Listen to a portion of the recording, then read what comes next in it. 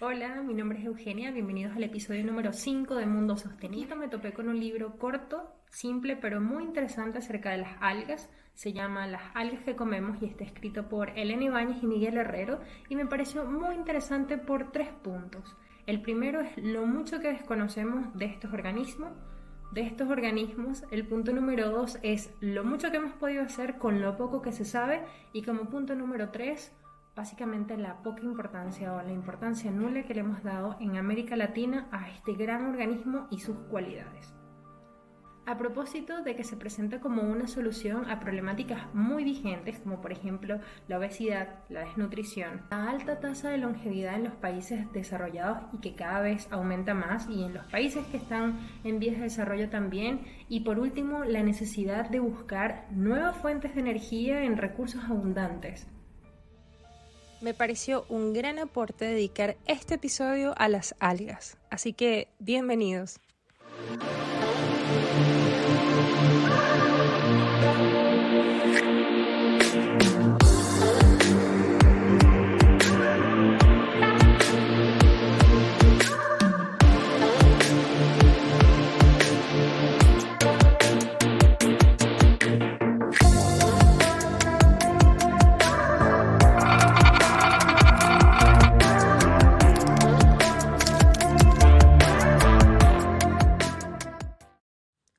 ¿Qué son las algas?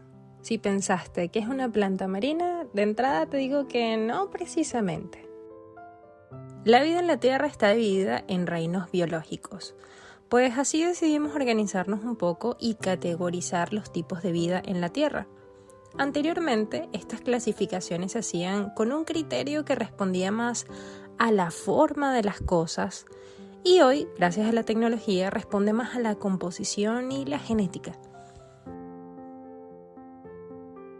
De esta forma, hasta el 2015 existían 5 reinos biológicos. Las algas para ese entonces estaban en 3 de estos 5 grupos: bacteria, cianobacterias, protista, algas unicelulares y plantae, microalgas. Hoy en día tenemos 7 reinos biológicos. Uno de ellos es el cromista, está compuesto en su mayoría por algas.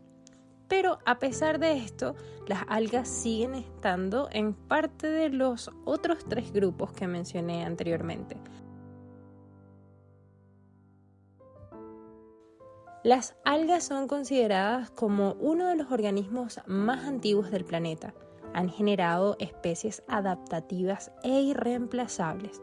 Y cómo no, si primordialmente las algas necesitan 3 componentes para su crecimiento: la luz solar, el agua y una fuente de carbono.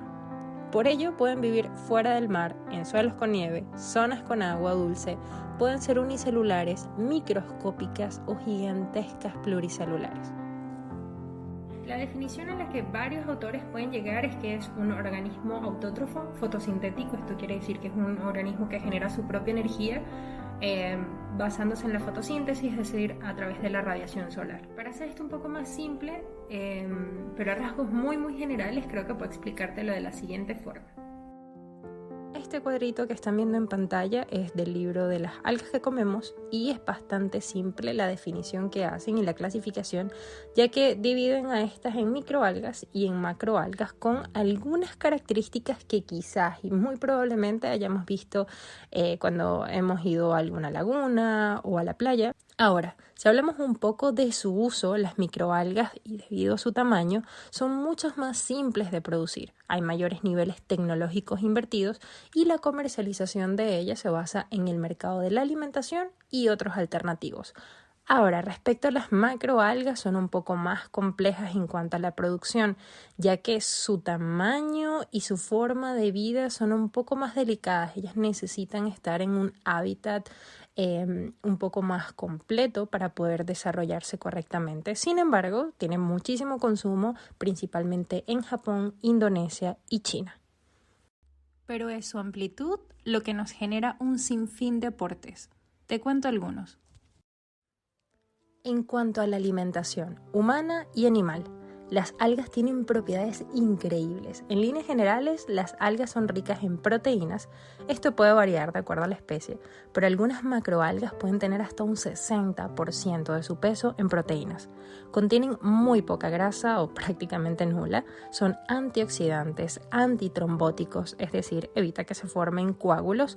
Tienen composición de fenólicos, esto quiere decir que ayuda a evitar el envejecimiento celular. Además contiene vitaminas, minerales. Hay algas dulces, saladas y otras que tienen un sabor casi neutro. Por ende, se le puede combinar con otros alimentos sin modificar el sabor que se desea lograr. Algas y su captura de CO2. La intensificación del efecto invernadero acidifica los mares.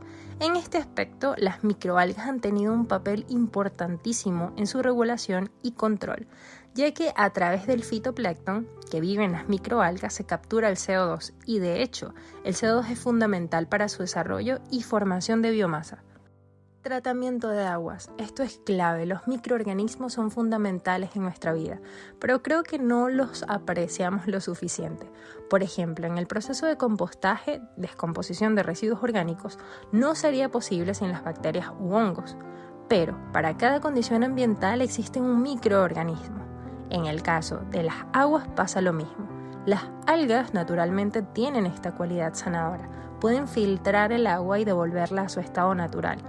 De hecho, los procesos de purificación, ya sea de aguas, residuos orgánicos o de aire, con más alta eficacia son los que se hacen dejando actuar a los microorganismos. En cuanto a la energía lumínica, a pesar de que estos estudios llevan menos de 10 años, hay algunos avances presentados. Por ejemplo, la Universidad de Sevilla avaló el procedimiento de cultivo de bacterias y algas para configurar dispositivos bioluminiscentes que emitan luz sin consumo eléctrico, con aplicaciones en iluminación ambiental y señalización. Los biocombustibles buscan un reemplazo a los combustibles que provienen de energías no renovables. Las algas, en comparación con las plantas, tienen una retención más alta de CO2, lo que permite que almacenen el carbono de diferentes formas y en lo que a palabras simples resulta en que se puedan generar diferentes tipos de biocombustible.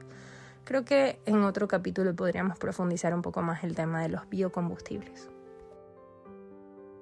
Hay otras iniciativas que han incluido las algas como materia prima. Una de ellas nace en México de la mano de Green Fluidics. Se trata de unos paneles solares fabricados con microalgas que producen electricidad renovable y al mismo tiempo absorben el CO2 del aire. En simples palabras, el panel contiene agua y algas. Mientras el sol refleje en las algas, estas más rápido van a crecer y más CO2 van a capturar. Si el panel se llena, las algas se recolectan, se usan para el fin que se deseen y se reinicia el ciclo.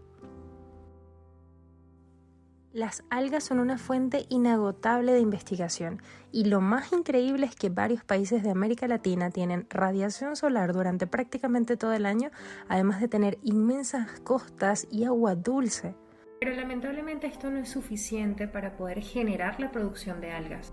Honestamente, saber esto de las algas sí me genera algunos conflictos internos porque siento que estos estudios científicos y todos sus descubrimientos están más bien orientados a seguir explotando los recursos naturales. Pero seamos realistas, todo producto necesita un mercado para que se pueda valorizar. El foco, y siento yo que la verdadera sostenibilidad no está en el hecho de comercializar, sino más bien cuestionarnos lo que se comercializa y en qué medida se hace. Gracias por acompañarme hasta acá y nos vemos en un próximo episodio.